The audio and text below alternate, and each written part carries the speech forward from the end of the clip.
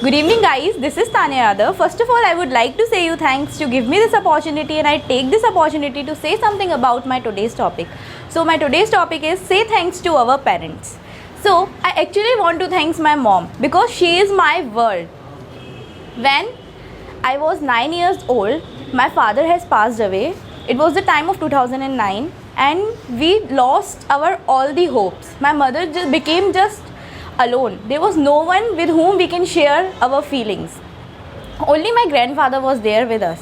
But you know what? That feeling without a father, only I can understand. Because you know what? Father is a backbone of a family.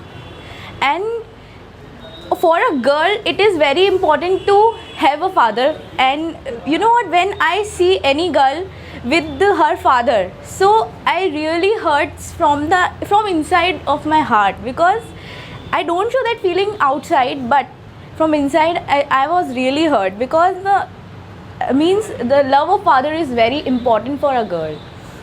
So there was no one with us except my grandfather. But you know what, everyone changes his nature one day. Like that, my grandfather also changes his nature. And it was the time of 2015, and when I was in 10th class, my mother, he started blaming my mother, and he started arguing with her, and I don't know that what to do. Then my mother decided that we should have to go in my maternal grandfather's house. So we just went to my maternal grandfather's house, and there my mom said to her father that I have to do the FIR of my grandfather. Then we went to police station. There some policeman suggested my mom that if you left that house, then you will lost all your rights and whatever you have in that house, because you went there by marrying someone. So just go and live in that house, because you have the right to live in that house. So go. Then my mom decided one thing and said to me that you have to live for 1 year in your maternal grandmother's house, because if you will go back to home, then you will distract from your studies, and it is your 10th class board class and you have to study hard.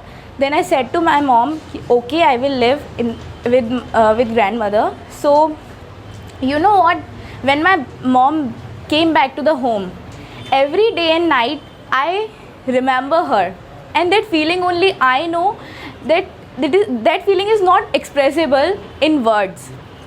And every day and night I remember her, and all the time when I remember her, the tears came in my eyes, and I can't express that feeling.